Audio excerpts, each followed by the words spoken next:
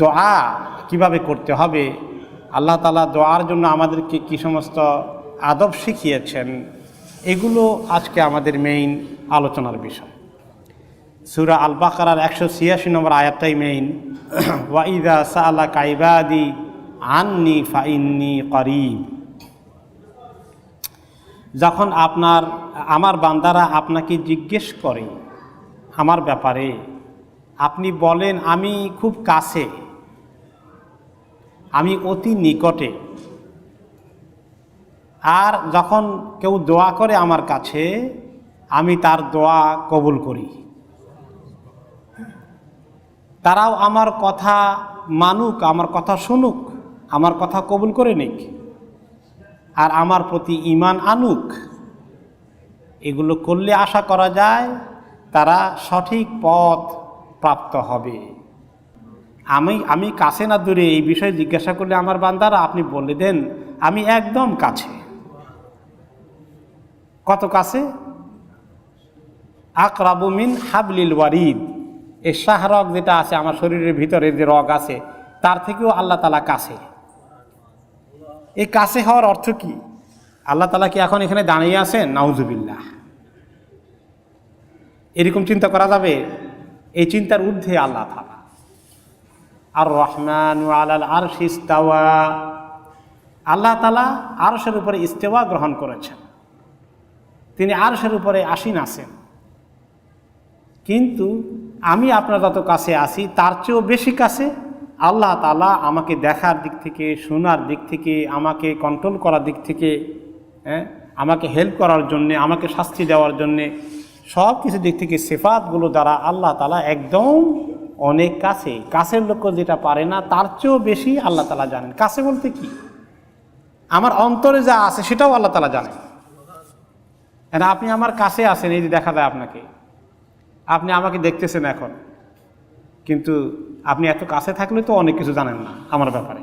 জানেন নাকি আমার অন্তরে কি আছে এই মুহূর্তে? জানেন? জানতে পারবেন না।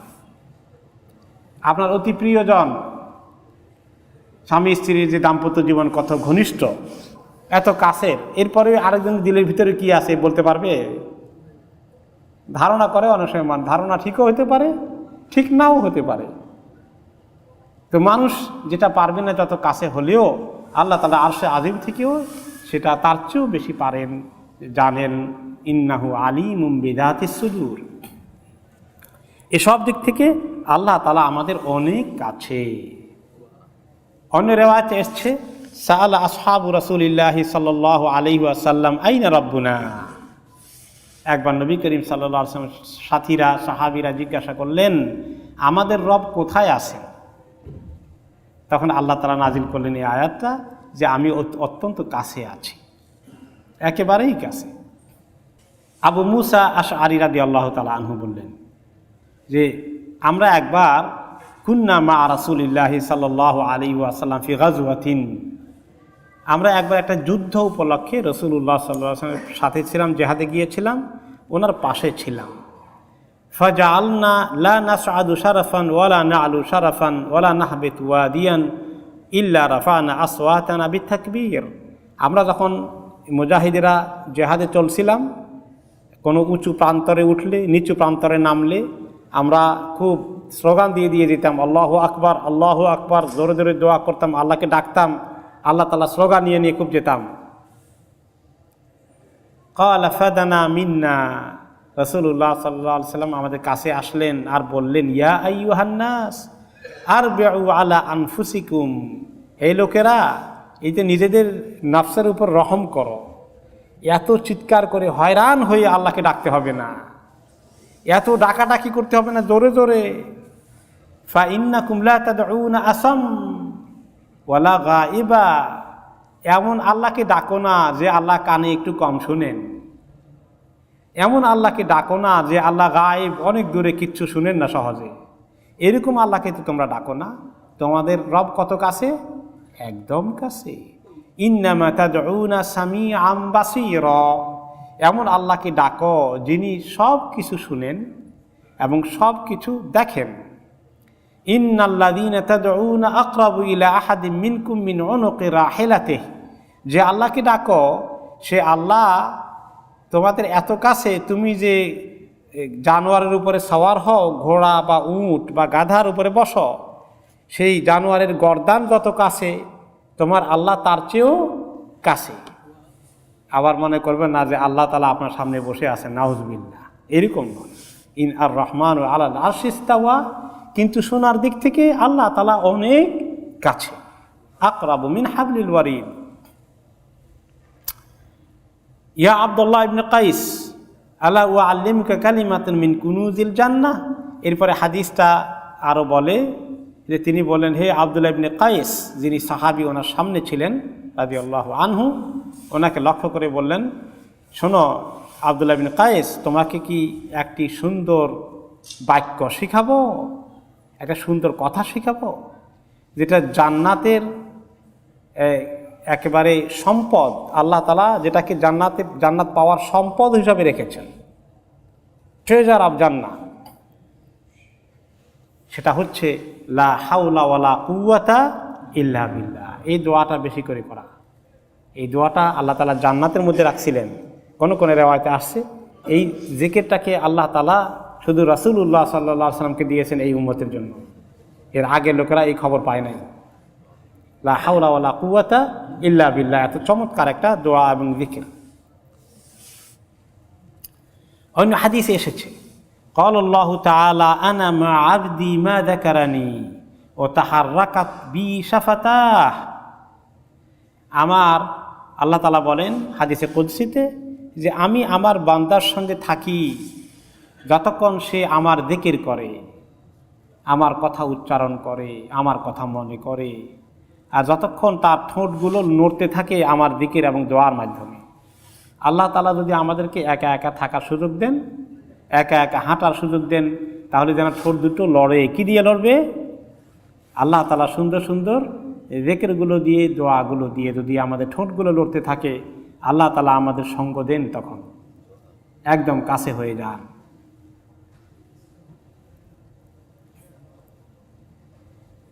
এরপরে দোয়া যে আল্লাহ তাআলা কিভাবে কবুল করেন, অপেক্ষায় তাকে থাকেন যে কখন বান্দা দোয়া করবে আল্লাহ তাআলার কাছে।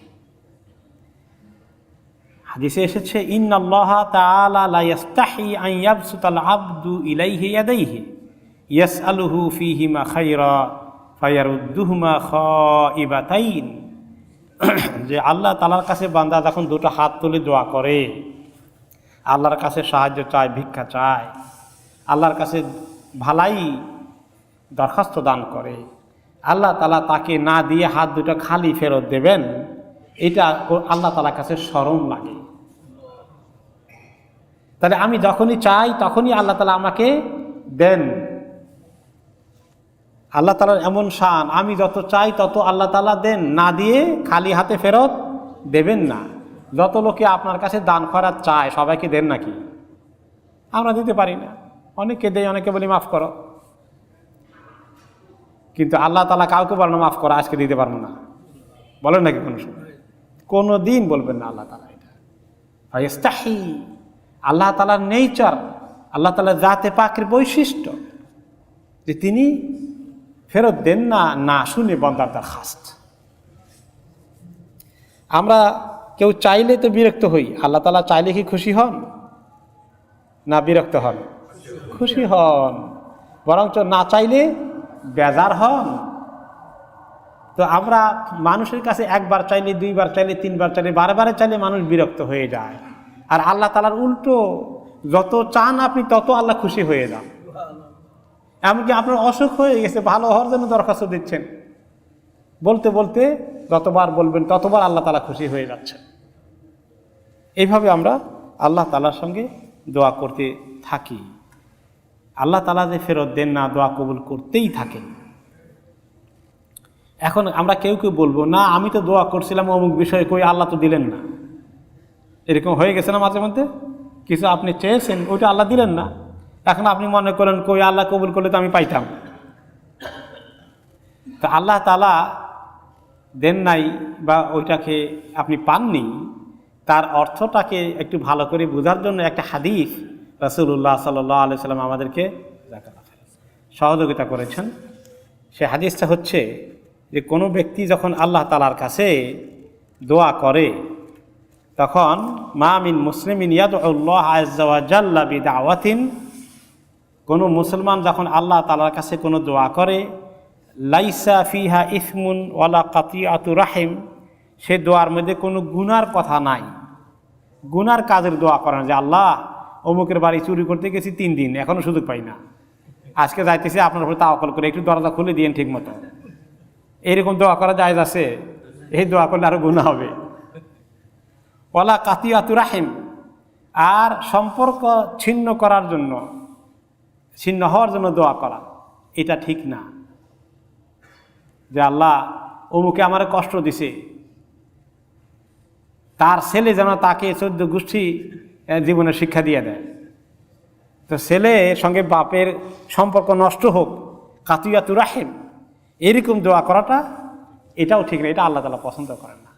কারণ মানুষের মধ্যে সম্পর্ক কাটা হয়ে যাক, আত্মীয় স্বজন একে অপরের থেকে দূরে সরে যাক, এটা আল্লাহ পছন্দ করেন না। এইরকম দোয়া না করলে, আর যত হালাল দোয়া আছে ইল্লা আতাহুল্লাহু বিহা ইহদা সালাসি খিসাল, যত জায়েজ দোয়া আছে, যত হালাল দোয়া আছে, এই দুটো দোয়া বাদ দিলে সব দোয়াই হালাল। এইরকম হালাল দোয়াগুলোকে, হারাম দোয়ার আরও এক্সাম্পল আছে, অনেক এক্সাম্পল আছে। গুনার জন্য যত রকমের গুনাহ আছে, না জায়েজ কাজ আছে, এগুলার কোনোটা দোয়া করতে গেলে এগুলো হারাম দোয়া, সেগুলো বাদ দিলে গুনাহ ছাড়া বাকি যত হালাল দোয়া আছে সবগুলো দোয়ার রেজাল্ট আল্লাহ তাআলা অবশ্যই দেবেন। এখন দোয়ার রেজাল্ট আপনি যেটা চাইছেন সেটা যে পান নাই, পাইলেন না কেন? আপনি আল্লাহ তো বলছেন অবশ্যই দেবেন। এখন আল্লাহ তাআলা বলেন যে এই রেজাল্টটা বান্দা তুমি এক তরিকায় না পেয়ে 3 তরিকায় পেতে পারো, ইল্লা বি ইহদা সালাসি খিসাল, তোমার দোয়ার রেজাল্টটা 3 ধরনে আসতে পারে, 3টা তরিকার যে কোনো একটা তরিকায় তুমি অবশ্যই পাবা। তাহলে আমাদের দোয়ার আনসার, দোয়ার কবুল হওয়ার পুরস্কার 3 তরিকার একটা তরিকায় আপনি অবশ্যই পাবেন। 3 তরিকা কোনটা কোনটা? একটা হলো ইম্মা আন ইউআজ্জালা লাহু দাওয়াতাহু, 1 নম্বর হলো যেটা আপনি চেয়েছেন সেটা পেয়ে গেলেন। আপনার ছেলে মেয়ের অসুখ হয়ে গেছে, আল্লাহর কাছে খুব করে কাঁদলেন, ভালো হচ্ছে না, ভালো হচ্ছে না, আলহামদুলিল্লাহ আপনি দোয়া করেছেন, ছেলে মেয়েকে আল্লাহ তাআলা ভালো করে দিয়েছেন, কবুল হয়ে গেছে। আপনি অমুক মাকসুদ হাসিল হয়ে যাক, দোয়া চেয়েছিলেন, আল্লাহ তাআলা দিয়ে দিয়েছেন, এটা হইলে নগদ হয়ে গেল। এরকমও মাঝে মধ্যে হয়, পান নাই মাঝে মধ্যে, এরকম পুরস্কার মাঝে মধ্যে আমরা পেয়ে যাই, আলহামদুলিল্লাহ চাইছি আল্লাহ তাআলা দিয়েছেন। এরকম অনেক এক্সাম্পল আমাদের নিজেদের জীবনে আছে।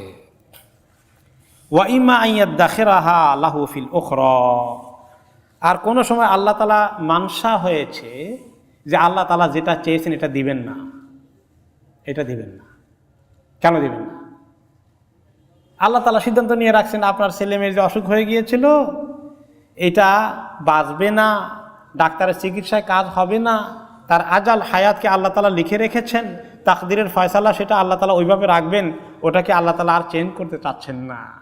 আল্লাহর ইচ্ছা যদি আল্লাহ করে ফেলেন, আল্লাহর কি অধিকার আছে না নাই? আছে। আল্লাহ তাআলার মানসা ফয়সালা করে ফেলবেন। তিনি বলেছেন লা ইউসআলু আম্মা ইয়াফআলু ওয়া হুম ইউসআলুন, আল্লাহ যেটা করে ফেলবেন সেটার ব্যাপারে আল্লাহকে কেউ জিজ্ঞাসা করার, কেউ সেটাকে আল্লাহ তাআলাকে করার, দায়ী করার, অথবা আল্লাহ থেকে জবাব নেওয়ার, আমি এত দোয়া করলাম কথা শুনলেন না কেন, এরকম বলার অধিকার কারো নাই। আমার আরেকজনের 7-8টা বাচ্চা আছে, সেগুলো কারো অসুখ বিসুখ হয় না, আমাকে দিয়েছেন একটা, খালি অসুখ বিসুখ হয়, ঘটনা কি? এরকম দায়ী করার কোনো অধিকার আছে? নাই। লা ইউসআলু আম্মা ইয়াফআলু, আল্লাহ যেটা করবেন কারো অধিকার নেই, এরকম করছেন কেন আপনি, এরকম করেন কেন, এই কথা আল্লাহকে বলার কারো অধিকার নাই। আল্লাহ তাআলার অধিকার আছে করার, বরঞ্চ মানুষ উল্টোপাল্টা করলে তাদেরকে জিজ্ঞাসা করার অধিকার আল্লাহ তাআলার আছে, আপনি জিজ্ঞাসা করবেন। তবে আল্লাহ তাআলা কাজ যেটা করেন, আল্লাহ কি কোনো উল্টাপাল্টা কাজ করেন? আলহামদুলিল্লাহ, আল্লাহ তাআলা কাজ যেটা করেন সেটা কি ঠিক, সেটাই হক, সেটা ভালো, সেটার মধ্যে কল্যাণ আছে মুমিনের জন্যে। তবে কল্যাণটা আজকে দেখা যায় না, হয়তো আখেরাতে দেখা যাবে। সেটার কথা আল্লাহ তাআলা বলছেন যে কোনো সময় আল্লাহ তাআলা বান্দাকে দুনিয়াতে যেটা চেয়েছে সেটা দেয় না, বরঞ্চ আরেকটি বড় কল্যাণ দেওয়ার জন্য ওয়া ইমা ইউদাখিরাহা লাহু ফিল উখরা, আল্লাহ তাআলা তাকে আরো বড় কল্যাণ দেবেন, যে যেটা চেয়েছে এটার চেয়ে আরো ভালো কিছু একটা দিয়ে ফেলবেন, আরো ভালো কিছু দেবেন, আরো ভালো কিছু দেবেন। দুনিয়াতে আরেকটা ভালো কিছু দিতে পারেন। আপনি ছোট্ট একটা জিনিস চেয়েছেন, আল্লাহ তার চেয়ে বড় দিতে পারেন আপনাকে। আপনার দোয়ার কারণে আরো বড় নিয়ামত এসে গেছে, ছোটটা মিস করেছেন, কারণ আল্লাহ তাআলা আপনাকে আরো বড় কিছু দিতে চান।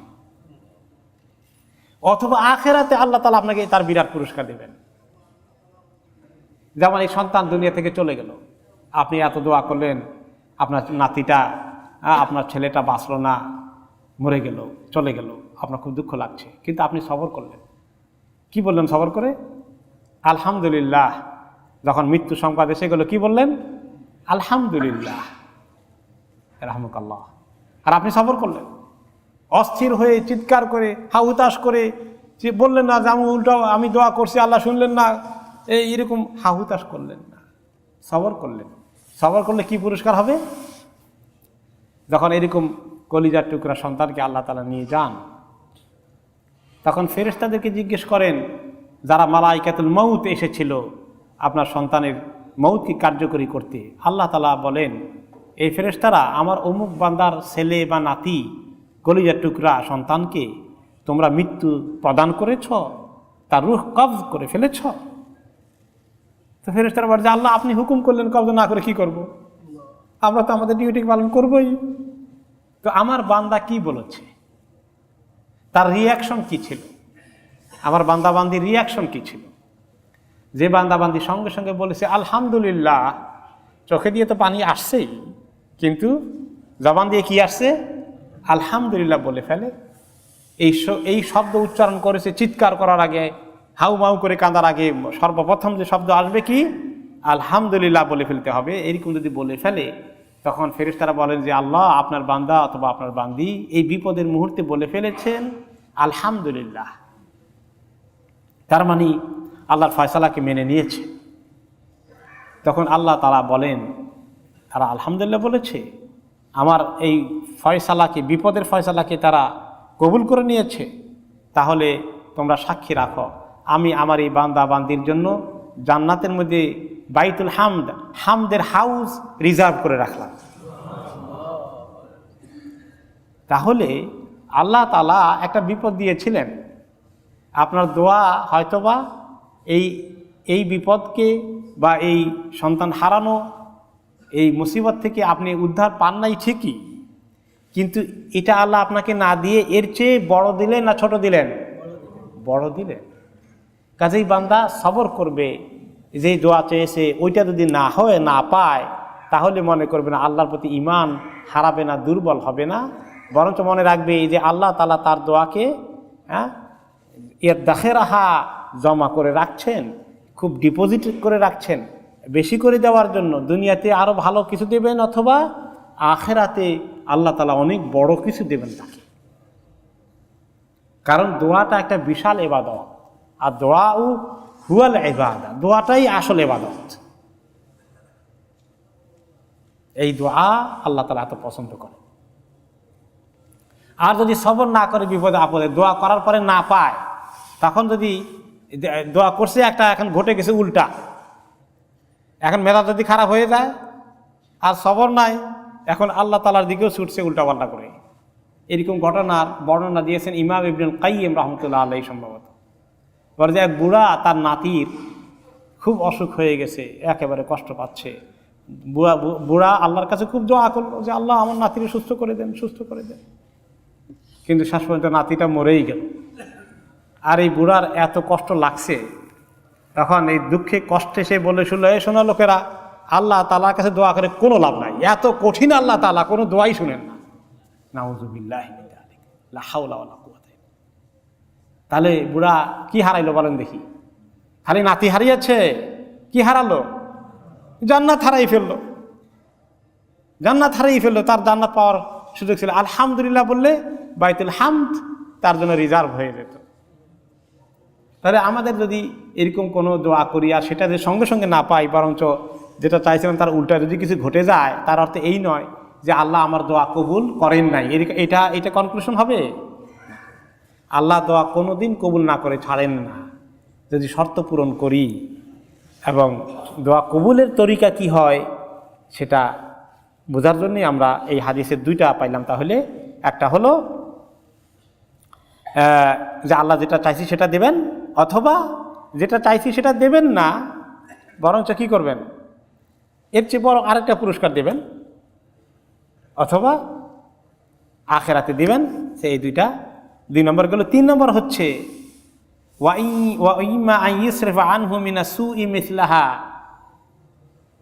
অথবা যে এইরকম এইটা আল্লাহ তাআলা আপনার কাছ থেকে সরাই নেন নাই, কিন্তু আরো বিপদ অনেক আসার ছিল, সেগুলোকে সবগুলোকে আল্লাহ সরাই দিয়েছেন আপনার এই দোয়া দ্বারা।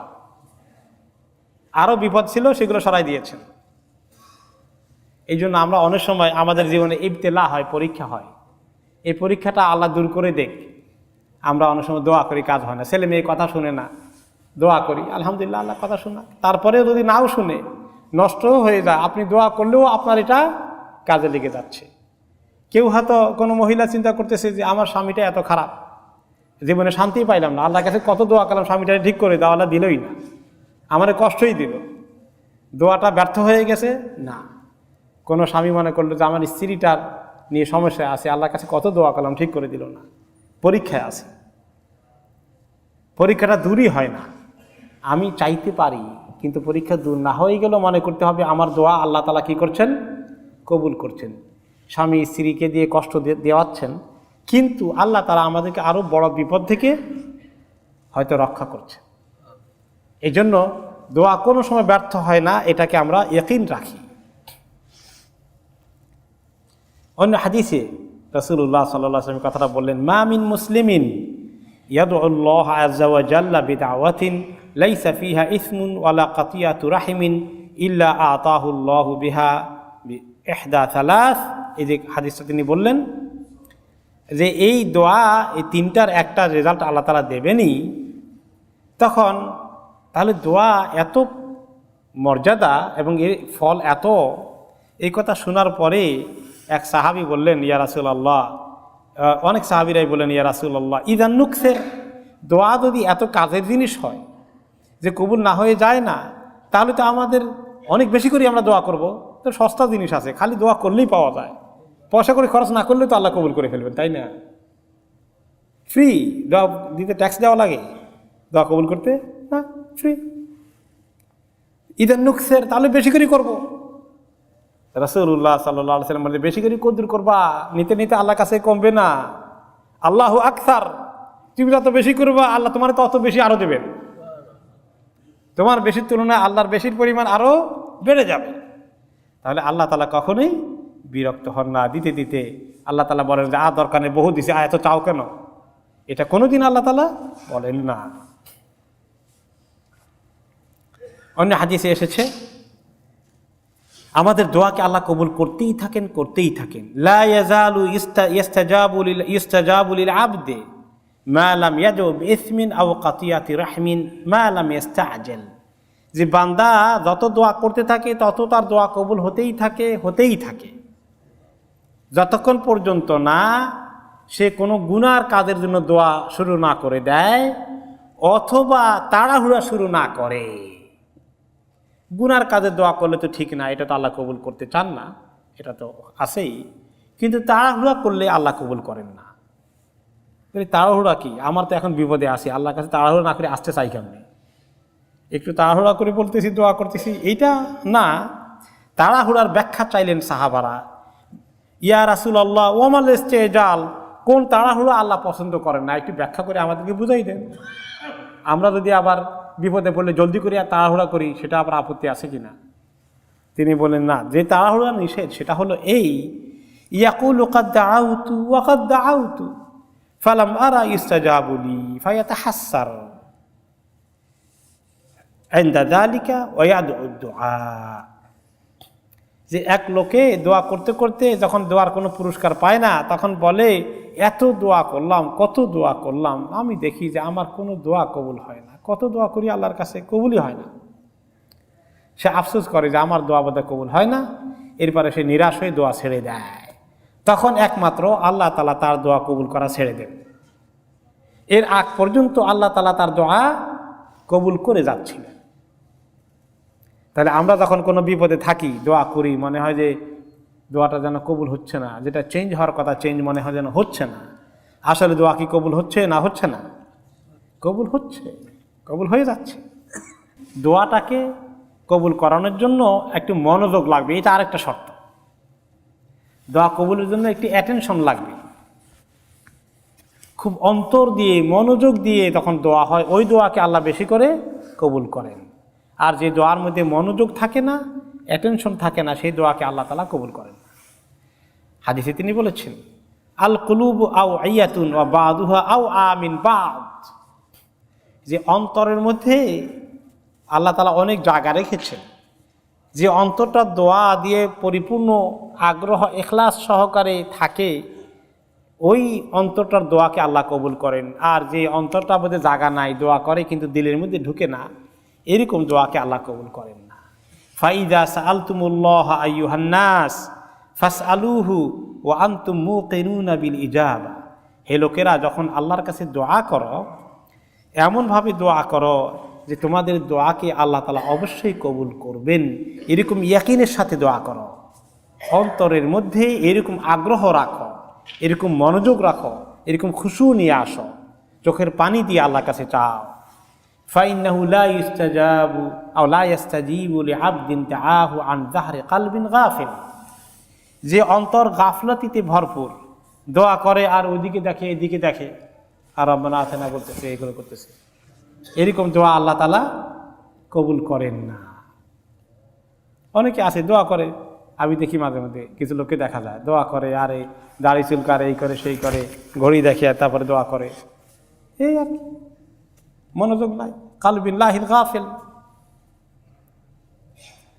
তো এই দোয়া আল্লাহ তাআলা কবুল করে না। মানে হাদিসে রাসূলুল্লাহ সাল্লাল্লাহু আলাইহি ওয়াসাল্লাম ইরশাদ করেছেন, সালাসুন লা তুরাদ্দু দাওয়াতুহুম, তিন ধরনের লোক, এদের দোয়াকে আল্লাহ তাআলা ফেরত দেন না, রিজেক্ট করেন না। এরা কে? আল ইমামুল আদিল, ন্যায় বিচারক, শাসক, রুলার, ন্যায় বিচারক, আমির। ওয়াসাইমু হাত্তা ইয়াফতুর, আর রোজাদার ইফতার করার আগ পর্যন্ত সারা দিন যতক্ষণ রোজা রাখে ততক্ষণ তার দোয়া কবুল হতে থাকে।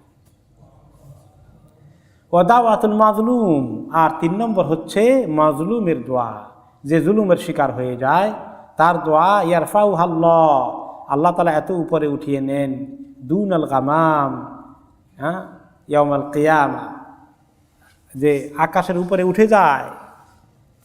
অতুফতাহু লাহা আবওয়াবুস সামা, আকাশের সমস্ত দরওয়াজাগুলো এই দোয়ার জন্য খুলে যায়, একদম আল্লাহ তাআলার কাছে সোজা পৌঁছে যায় মাজলুমের দোয়া।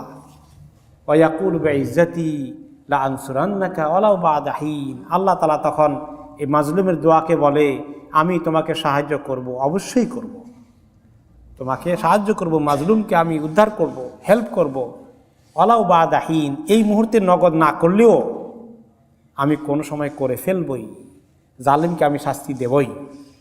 কাজে খবরদার আমরা যেন কাউকে জুলুম না করি, কোনো অবস্থাতে জুলুম, কথা দিয়ে যেন কাউকে কষ্ট না দেয়। সেই মাজলুম যদি হয়ে যায়, তার আমার বিরুদ্ধে দোয়া করে, তাহলে আল্লাহ তাআলা আমাকে শাস্তি দিয়ে ফেলবেন, আল্লাহ মাফ করুন।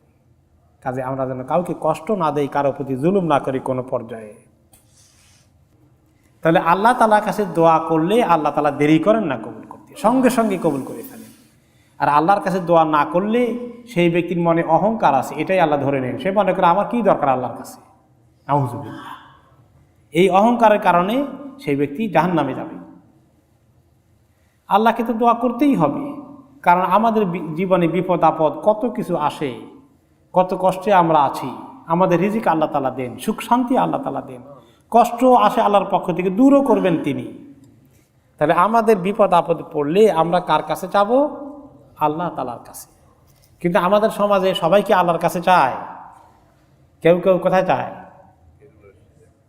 মাজারের কাছে চায়, পীর মুর্শিদের কাছে গিয়ে চায়, বুজুর্গ তালাশ করে কোন বুজুর্গ পাওয়া যায়, তার কাছে একটু দোয়া কিভাবে চাওয়া যায়,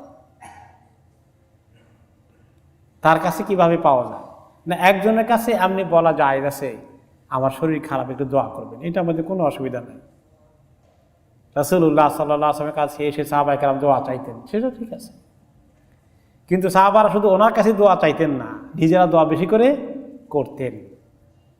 আমাদের সমাজের লোকেরা নিজেরা দোয়া করে আবার মানুষের কাছে চায়, তবে মনে করে মানুষের কাছে চাইলে ওটার মধ্যে ফজিলত বেশি।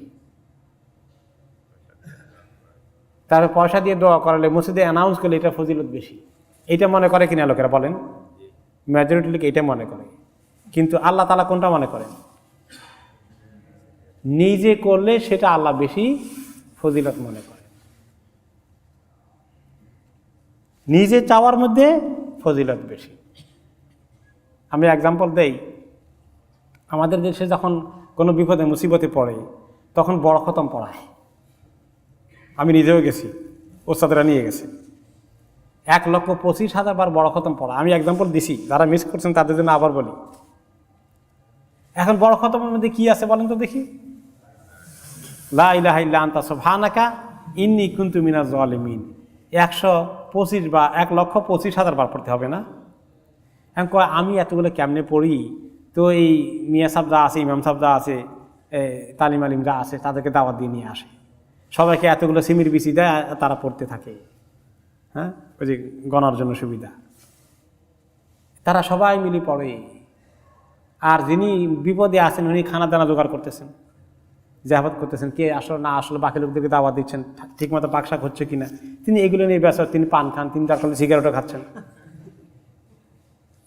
আর আপনারা যা মিয়া সাহেব কতজন দাওয়াত দেওয়া লাগে বলিয়ে গেছিলাম, হ্যাঁ 40 জন। 40 জন আছে মিয়া সাহেবরা, সবাই লা ইলাহা ইল্লা আনতা সুবহানাকা ইন্নী কুনতু মিনাজ জালিমিন পড়তেছেন, আর উনি সিগারেট খান, পান খান, গল্প করেন, সবাই আসলো কিনা, খাওয়া দাওয়া ঠিকমতো হচ্ছে কিনা। তো এই আর ওনার বিপদ দূর হয়ে যাবে এই আশা করেন। দেখেন ইসলামের এত সুন্দর একটা দোয়া, রাসূলুল্লাহ সাল্লাল্লাহু আলাইহি ওয়াসাল্লাম বলেন এই দোয়াটা হলো দোয়া উযিন্নুন। যিন্নুন মানে হলেন কে? ইউনুস আলাইহিস সালাম, যাকে মাছওয়ালা, যিন্নুন মানে মাছওয়ালা, অর্থাৎ যাকে মাছে খেয়ে ফেলছিল, সেই নবীর দোয়া। তিনি মাছের পেটে আল্লাহর কাছে দোয়া করলেন, লা ইলাহা ইল্লা আনতা সুবহানাকা ইন্নী কুনতু মিনাজ জালিমিন। তিনি বিপদে পড়েছিলেন, আল্লাহকে বলেন যে আল্লাহ আপনি ছাড়া কোনো মাবুদ নাই, আমি তো অনেক জুলুম করেছি, মানে গুনাহ করেছি। এটা হলো তওবা ইস্তিগফারের দোয়া। বিপদে পড়লে বেশি করে তওবা ইস্তিগফার করা লাগে। এই দোয়া পড়ে কাঁদলেন, আল্লাহর কাছে কাঁদতে থাকলেন, আল্লাহ তাআলা ওনাকে ফাস্তাজাবনা লাহু, আমি তার ডাকে সাড়া দিলাম, ওয়ানাজ্জাইনাহু মিনাল গাম, আর তাকে আমি এই বিপদ মুসিবত দুশ্চিন্তা থেকে মুক্তি দান করলাম।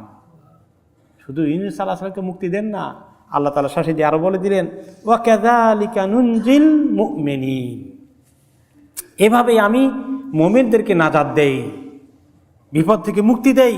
তাই মুমিনরা এভাবে করলেও তারা মুক্তি পাবে। আর সেই কথাই রাসূলুল্লাহ সাল্লাল্লাহু আলাইহি ওয়াসাল্লাম বললেন যে দাওয়াতু দিন-নুন, যে ব্যক্তি বিপদে পড়ে আর ইউনূস আলাইহিস সালামের এই দোয়া ইস্তিগফার দিয়ে আল্লাহর কাছে দোয়া করে, সেই ব্যক্তিকে আল্লাহ তাআলা অবশ্যই বিপদ থেকে উদ্ধার করবেন। এখন এই বিপদে পড়ার কথা ছিল, বিপদে পড়েছিল যেই লোকটা, সেই লোকটা আল্লাহর কাছে বলবে যে আল্লাহ আমি অনেক গুনাহ করেছি, আমি বিপদে পড়ে গেছি, এখন আপনি আমাকে উদ্ধার করেন, আপনি আমাকে মাফ করে দেন, আপনি ছাড়া কোনো মাবুদ নাই, সেইগুলা পড়বে। সেই পড়ে না, সে গল্প গুজব নিয়ে ব্যস্ত আছে। আর বাকিরা সবাই বলতেছে আল্লাহ কত গুনাহ করছি, কত জুলুম করতেছি, তারা 1,25,000 বার পড়তেছে। বিপদে পড়ছে সে, আর এরা আল্লাহর কাছে মাফ চাইতেছে। কি কর মুরব্বী, ছোটকালে তো এগুলো চিন্তা করি নাই, এখন পড়ে দেখি কোরআন হাদিসে এটা কি করলাম। বিপদে পড়ছেন তো উনি পড়ার কথা আল্লাহর কাছে, আমরা পড়তেছি কেন ওনার জন্য? হ্যাঁ, আমরা ওনার জন্য দোয়া করতে পারি এক কথা, কিন্তু ওনার তওবা ইস্তেগফার তো উনি করবেন। হাদিসে তো এটা বলে নাই 1,25,000 বার মুরব্বী, হাদিসে বলছে নাকি? এটা পাইলো কোথায় মানুষ? আর এটা যে কামলা দিয়ে পড়াইতে হবে, এটা পাইছে কই? এটা তো নিজে পড়তে হবে। কাজে বিপদে পড়লে নিজেরা যতবার পারেন, আপনি গণগণি দরকার আছে, বেগাইরে হিসাব পড়ে ফেলেন। আর আল্লাহর কাছে চোখের পানি ফেলে আপনি একবার পড়েন, 3 বার পড়েন, আল্লাহ তৌফিক দিলে 100 বার পড়েন, কোনো অসুবিধা নেই। আর এখন সেই জিনিসটাকে দেখেন, আমাদের দেশে ইসলাম যে ঠিক মতো থাকে নাই, ব্যাস কম হয়েছে, বাড়াইছে, কমাইছে, তার লক্ষণ হলো এইটাকে নিয়ে, এই সুন্দর কথাটাকে নিয়ে 1,25,000 বার ফিক্স করছে একদম অঙ্ক দিয়া। তারপরে এটার নাম রাখছে বড় খতম। এরপরে এটাকে একটা কায়দা করে পড়াইতে হবে। আমি যখন এখানে প্রথম আসছি, পয়লা বছরই বোধ বা দ্বিতীয় বছর, একদিন ফোন করে বলে, কাজে ইমাম সাহেব এখন বড় খতমের রেট কত? আমি তো কথা বুঝতেই পারিনি। তো পরে চিন্তা করে বুঝলাম আর কি। আমি কেছি এটার কোনো রেটের তো আমার জানা নাই। চিন্তা করেন, এটা পয়সা করে দিয়ে পড়াইতে হবে, বড় খতম হয়ে গেল। এই যে ধারণা, এটা আল্লাহ তাআলার দোয়ার সঙ্গে কোনো সম্পর্ক রাখে না। এই তরিকাটা আমাদের দেশে অনেক এরকম ইসলামের আমলগুলোকে সঠিক রূপে না রেখে কিছু বাড়ানো কমানো হয়ে গেছে। আমল বাড়ানো কমানোর অধিকার আমার আপনার আছে। আল্লাহ তাআলা এবং তাঁর রাসূল সাল্লাল্লাহু আলাইহি ওয়াসাল্লাম যেভাবে আমাদেরকে আমল শিখিয়েছেন, সেই তরিকে আমল করতে হবে। এখান থেকে আপনি আসেন, এই দোয়ার আমাদের দেশে একটা ফরম্যাট হয়ে গেছে, একটা তরিকা হয়ে গেছে। নামাজের পরে ইমাম সাহেব আল্লাহুম্মা আমিন কইতে হবে 1 মিনিট সবাইকে নিয়ে। রাসূলুল্লাহ সাল্লাল্লাহু আলাইহি ওয়াসাল্লাম নামাজ পড়তেন মদিনা তৈয়বাতে, মসজিদে নববীতে ইমামতি করতেন, নামাজ সালাম ফিরাইয়া আল্লাহুম্মা আমিন এইভাবে সবাইকে নিয়ে কতক্ষণ বলতেন? কোনো হাদিসে পাইছেন? পাননি। আমাদের দেশে এটা আসলো কেমন? তিনি নিজে অনেক দোয়া করেছেন, বুখারী মুসলিম সকল হাদিসে আছে যে তিনি নামাজের পরে অনেক দোয়া করতেন। আল্লাহু আকবার সালাম ফিরানোর পরে বলতেন, আস্তাগফিরুল্লাহ 3 বার বলতেন, 7 বার একটু লম্বা করতেন, লা ইলাহা ইল্লাল্লাহু ওয়াহদাহু লা শারীকা লাহু এগুলো 10 বার পড়তেন। শেষে বলতেন আল্লাহুম্মা লা মানিআ লিমা আতাইতা ওয়া লা মুতিআ লিমা মানাতা। 3 তাসবিহ পড়তেন। আবু হুরায়রা রাদিয়াল্লাহু তাআলা আনহুকে বলেছেন, নামাজ শেষ করে আল্লাহুম্মা আইন্না আলা যিকরিকা ওয়া শুকরিকা ওয়া হুসনি ইবাদাতিকা, এই কথা বলতে কোনো সময় মিস করো না। এরকম অনেক দোয়া তিনি করেছেন, তিনি করতেন এবং সাহাবারাও নিজেরা করতেন, যার যার মতো তিনি করতেন। কেউ 1 মিনিট, কেউ 3 মিনিট, কেউ 5 মিনিট, কেউ 10 মিনিট, যার যতক্ষণ খুশি দোয়া করতেন। এটা হলো রাসূলুল্লাহ সাল্লাল্লাহু আলাইহি ওয়াসাল্লামের দোয়া। তবে আমাদের দেশের লোকদের ওনার দোয়া পছন্দ হয় নাই। আমাদের দেশের লোকেরা, আমাদের দেশ শুধু না, পাক ভারত মহাদেশে মেইনলি এই তরিকাটা, তারা চিন্তা একটা দোয়া আবিষ্কার করে ফেললো, একটা ফরম্যাট। আর মনে করলো এইটা যদি কোনো ইমাম সাহেব ছেড়ে দেন, সেই ইমাম সাহেবটা অবশ্যই খারাপ মানুষ। আপনি কোন বিপদে আছেন সেটা তো আপনি আল্লাহর কাছে, সে আপনার তরিকা বলবেন, আমি তো আমার তরিকা নিয়ে আল্লাহর কাছে বলবো। এই জন্য রাসূলুল্লাহ সাল্লাল্লাহু আলাইহি ওয়াসাল্লাম প্রত্যেকেই ব্যক্তিগতভাবেই দোয়া করার জন্য ছেড়ে দিয়েছেন। এই জন্য 5 ওয়াক্ত নামাজের পরে সালাম ফিরাইয়া তিনি সবাইকে হাত উঠাও, সবাই আমি আল্লাহুম্মা আমিন করব, এরকম তিনি করেন নাই। সবাইকে তিনি আমল শিখিয়ে দিয়েছেন, প্রত্যেকে নিজের মতো করে 1 মিনিট, 5 মিনিট, 10 মিনিট, 15 মিনিট আমল করো। তবে কি তিনি কোনো সময় একসঙ্গে দোয়া করেন নাই?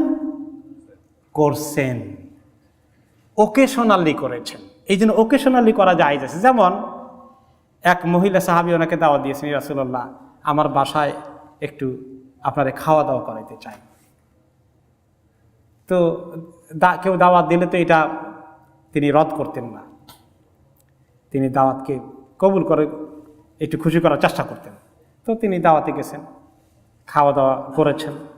তো মহিলা সাহাবী বললেন, ইয়া রাসূলুল্লাহ আমার জন্য একটু দোয়া করেন। তিনি হাত তুললেন, আর সব সাহাবীরা ওনার সঙ্গে একসঙ্গে হাত তুলল। তাহলে বোঝা গেল যে কোনো কোনো সময় কোনো বিশেষ উপলক্ষে দোয়া করা জায়েজ আছে, যে কোনো সময় হাত তুলে দোয়া করা যাবে না পরিষ্কার, এরকম কোনো নিষেধাজ্ঞা নাই, এবং সবাই মিলে একসঙ্গে করা যাবে না এরকম কোনো নিষেধাজ্ঞা নাই। কিন্তু সুন্নত আমলের মধ্যে ঠিক থাকা ভালো না সুন্নতকে ভঙ্গ করে আর একটু বাড়ানো ভালো? সুন্নতের উপরে ঠিক থাকা ভালো। আলাইকুম বিসুন্নতি ওয়া সুন্নতি খুলাফাই আর রাশিদিন, তোমরা আমার সুন্নতের উপরে থাকো, আমার খুলাফা রাশিদিনের সুন্নতকে গ্রহণ করো। তাহলে এখন আমরা ছোটকালে যা শিখছি, ইসলামের শিক্ষাটাকে আস্তে আস্তে কী করতে হবে? বাড়াতে হবে, আরও সুন্নত তরিকায় আসতে হবে, এবং যেভাবে করলে রাসূলুল্লাহ সাল্লাল্লাহু আলাইহি ওয়াসাল্লাম শিখিয়েছেন সেই তরিকাই করতে হবে। তো কাজেই নিজে দোয়া করাটাকে সবসময় কী দিতে হবে? গুরুত্ব দিতে হবে।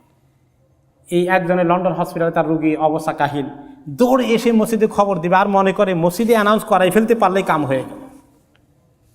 তা আমি বলি কোনো সময়, আপনি 2টা রাকাত নামাজ পড়েন তো, যান এখন যান, উজু করেন, করে 2 রাকাত পড়ে আল্লাহর কাছে কাঁদেন, আর খুব করে আল্লাহর কাছে হাত তুলে আপনি বলতে থাকেন।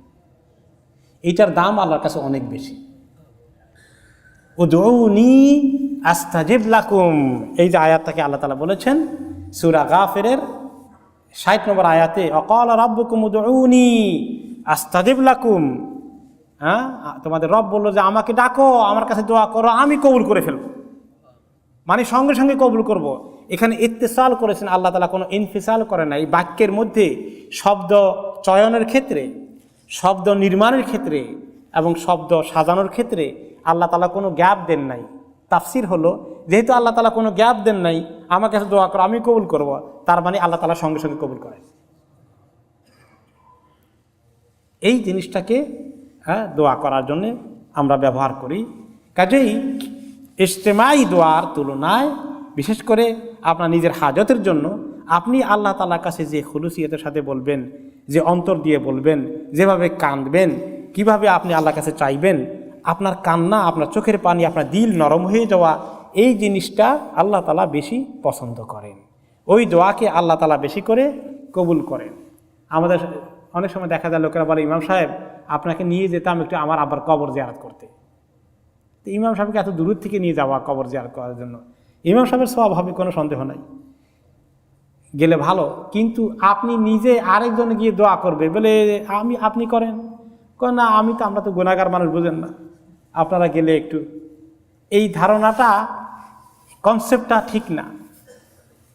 আপনি গুনাহগার এটা তো ঠিক আছে, এটা আমরা সবাই ফিল করি যে আমি গুনাহগার, ফিল করা উচিত। আল্লাহ তাআলার কাছে যখন আপনি বলবেন যে আল্লাহ আমি তো গুনাহগার, এখন আব্বার জন্য দোয়া করতে আসছি, তুমি মেহেরবানি করে আমার গুনাহ মাফ করে দাও আর আমার আব্বাকে মাফ করে দাও, এই কথা বললেই কাজ হয়ে গেল, আসল কথা হয়ে গেল। কিন্তু আপনি যদি মনে করেন যে আরেকজনের দোয়া করলে সব বেশি হবে, এটা ঠিক নয়। নিজের দোয়াটাকে নিজে বেশি করে করতে হবে। আপনার ইবাদত আপনাকে করতে হবে, আপনার নামাজ আপনাকে যেভাবে পড়তে হবে, আপনার হজ উমরা আপনি যেভাবে করবেন, আপনার সাদাকাত আপনি যেভাবে দিবেন, ইয়ারহামুকাল্লাহ, আপনার দোয়াও আপনার ইবাদতকে নিজেরটাই 1 নম্বর, আরেকজনটা কি 2 নম্বর। আমারটা কবুল একদম নিশ্চিত আছে ইনশাল্লাহ, আপনারটা আমার জন্য আল্লাহ কবুল করে না করে একটু দূরে চলে গেছে। এই জন্য এখন মনে করেন আপনার আব্বার জন্য আপনার মনে যে চোখে পানি আসবে, মনে যে কষ্ট আসবে, আপনার আম্মার জন্য আপনাদের এরকম দিল থেকে আসবে, আপনার আম্মার জন্য আমার এত মায়া আসবে নাকি? কেন আসবে? আমি আরেকটি এক্সাম্পল দিছি, ওমর রাদিয়াল্লাহু তাআলা আনহুর ভাই ইন্তেকাল করেছিলেন। তো আরেক সাহাবী ছিল মুতাম্মিম ইবনে নুয়াইরা। তো মুতাম্মিম ইবনে নুয়াইরা মারা গেল, তার ভাই ছিলেন মালিক ইবনে নুয়াইরা। তো মালিক ছিলেন কবি। মালিক এত সুন্দর কবিতা লেখলেন ভাইয়ের দুঃখে কষ্টে, এত চমৎকার কবিতা হলো ভাইয়ের শোক।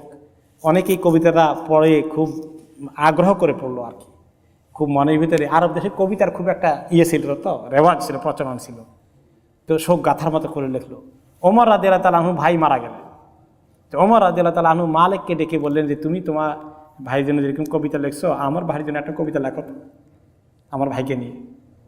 তো তিনি একটা ভাইকে নিয়ে কবিতা লিখে আসলেন, দিলেন পড়তে। তো ওমর রাদিয়াল্লাহু বললেন যে তোমার ভাইয়ের জন্য কি লেখলা আর আমার ভাইয়ের জন্য কি লেখলা, এটা তো ওইরকম কিছু হলো না। বুঝলি খলিফা, ওইটা তো আমার ভাই ছিল, এইটা তো আমার ভাই না, আমার দিলে তো এর চেয়ে বেশি ঢুকে না। সুবহানাল্লাহ, যুক্তির কথা। আমার আব্বা আমার জন্য আমার দিলে যে ফিলিং আসবে, যে দোয়াটা আসবে আল্লাহর কাছে, আমি যেভাবে চাইবো, আপনি তো আমার আব্বা আমার জন্য এরকম করে চাইতে পারবেন। এটা ন্যাচারাল। আল্লাহ তাআলাকে এভাবেই স্বাভাবিক করে তিনি বান্দা কি দোয়া, আসলে দোয়া মনে করি আমরা দোয়া অমুকের জন্য চাইছি, আমার আব্বার জন্য দোয়ার দরকার, এটা তার খুব কাজে লাগবে। যখন আব্বার জন্য দোয়া করি, দোয়াটা আব্বার যদ্দূর কাজে লাগে, আমার কাজে কদ্দূর লাগে? আমার নিজের কাজে লাগবে না লাগবে না? আব্বার যদ্দূর ফায়দা হবে তার চেয়ে আমার ফায়দা বেশি হবে। দোয়া তো আমার ইবাদত হলো, আমার আব্বার ইবাদত হয় নাই তো। আর দোয়া হুয়াল ইবাদা, আমি যখন দোয়া করি আমি আপনার জন্য দোয়া করি অথবা আমার আব্বার জন্য দোয়া করি বা যার জন্য দোয়া করি, যার জন্য দোয়া করলাম তার জন্য কদ্দুর কাজে লাগবে, কিছু লাগবে আশা আছে, কিন্তু তার চেয়ে বেশি কাজে লাগবে কার? আমার নিজে। কাজে আমি যেন নিজের জন্যই সবসময় দোয়া করার জিনিসটাকে 1 নম্বর মনে করি। আমার দোয়াটাই 1 নম্বর। আমার জন্য অন্য সারা দুনিয়ার মানুষ দোয়া করলেও সেটা 2 নম্বর মর্যাদা পাবে। কাবা শরীফের ইমাম সাহেব দোয়া করলেও আমি নিজে করার, আপনি নিজের দোয়া আপনার কাছে আল্লাহর কাছে অনেক বেশি দাম। আল্লাহ চান আপনাকে এই ইবাদতে ঢুকাইতে। আপনি যখন দোয়া করেন আসলে তখন আপনি আল্লাহ তাআলার বন্দেগী করেন, আর নিজেকে বান্দা মনে করেন, নিজেকে গোলাম মনে করেন, আল্লাহকে মনিব মনে করেন। আল্লাহ দিতে পারেন এটাকে আল্লাহর স্বীকৃতি, আল্লাহর তাওহীদ, আল্লাহর বড়াই ফুটে উঠে যখন আপনি আল্লাহকে ডাকেন। আপনি নিজেকে ছোট মনে করেন, আল্লাহকে বড় মনে করেন। যার কাছে চান, যার দেওয়ার আছে তিনি তো বড় হয়ে গেলেন। এটাই তো আসল কথা, আল্লাহু আকবার, আল্লাহ সবচেয়ে বড়। এই বড় কথাটা ফুটে উঠে যখন দোয়া করি, বড় কথা ফুটে উঠে যখন আল্লাহর তাসবিহ করি। এই জন্য আল্লাহ যিকরুল্লাহ আকবার, আকিমিস সালাতা লিযিকরি, নামাজ পড়ে আল্লাহ তাআলার জিকির করার জন্য। এবং নামাজ পড়ে শুরু করে দিই আল্লাহু আকবার, আল্লাহ বড়। আল্লাহর বড়াই ফুটে তোলা বন্দেগীর আসল মাকসুদ, ইবাদতের আসল মাকসুদ আল্লাহকে বড় মনে করা। আর দোয়ার মধ্যে সেটা ফুটে ওঠে, আর সেটা আপনার অন্তর থেকে নিজে যে ফুটে উঠবে, এটাই হচ্ছে আসল দোয়া।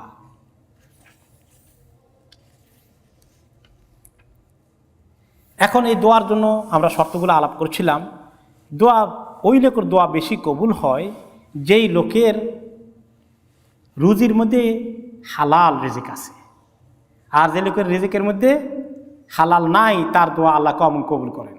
তো কেউ কেউ বলবেন এই জন্য তো ইমাম সাহেবের কাছে যাই, কি দিনে আমার রিজিকের মধ্যে যদি গণ্ডগোল থাকে। ইমাম সাহেবের কদ্দুর ঠিক আছে সেটা তো আল্লাহ তাআলা ভালো জানেন, কে গ্যারান্টি দেবে? কেমন? 1 নম্বরে। 2 নম্বর হচ্ছে আপনার রুজিতে যদি গণ্ডগোল থাকে তাহলে আরও 10 জনের করলেই কবুল হয়ে যাবে। কে বলছে আপনার এই খবর? আপনার যেটা ঠিক না করা পর্যন্ত আপনারটাও যদি কবুল না হয়, অন্যরা করলে সেটাও কবুল হবে না। তাহলে রুজি ঠিক করতে হবে, রিজিক ঠিক করতে হবে। এই ব্যাপারে হাদিসে এসেছে, রাসূলুল্লাহ সাল্লাল্লাহু আলাইহি ওয়াসাল্লাম বলেছেন, ফির রাজুলি ইয়ামুদ্দু ইয়াদাইহি ইলাস সামাই ইয়াকুল ইয়া রাব ইয়া রাব, ওয়া মাতআমুহু হারাম ওয়া মাশরাবুহু হারাম ওয়া মালবাসুহু হারাম ওয়া গুযিয়া বিল হারাম ফাআন্না ইস্তাজাবু লাহু।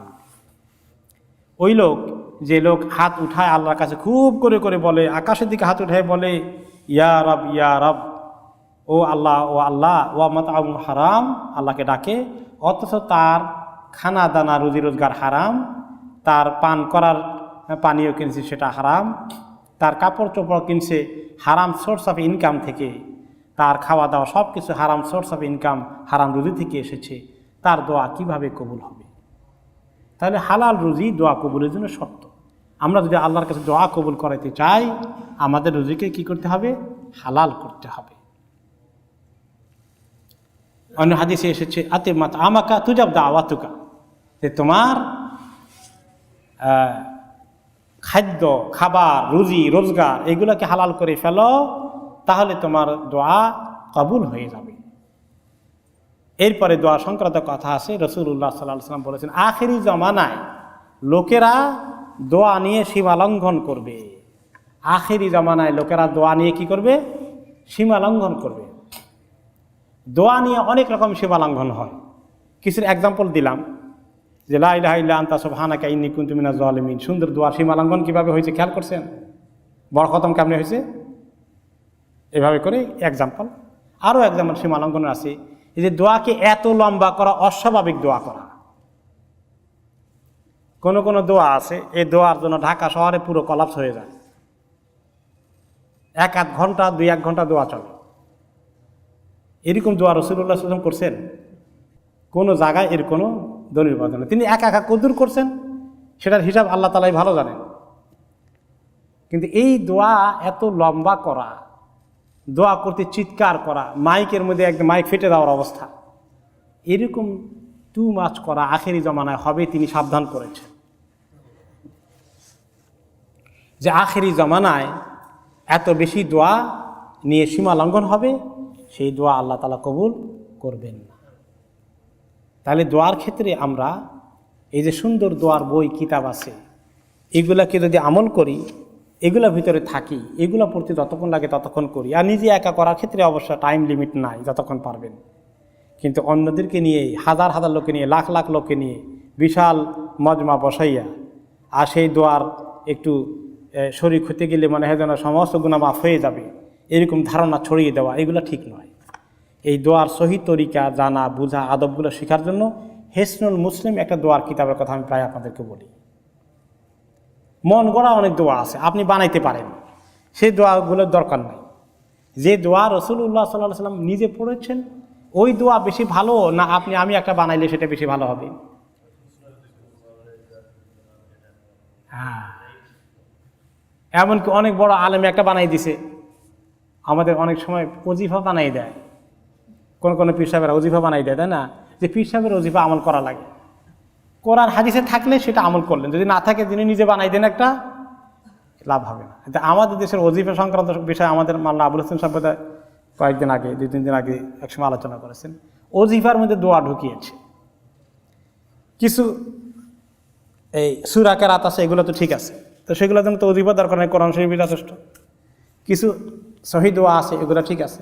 আর কিছু মন গড়া দোয়া, অমুক বুজুর্গ তমুক বুজুর্গ দোয়া বানিয়েছেন, দোয়া গামজিল আরশ, দোয়া হিজবুল বাহার, তারপর দোয়া কি কি আছে বলেন, দরুদে তুনার জিন, আর কি কি আছে?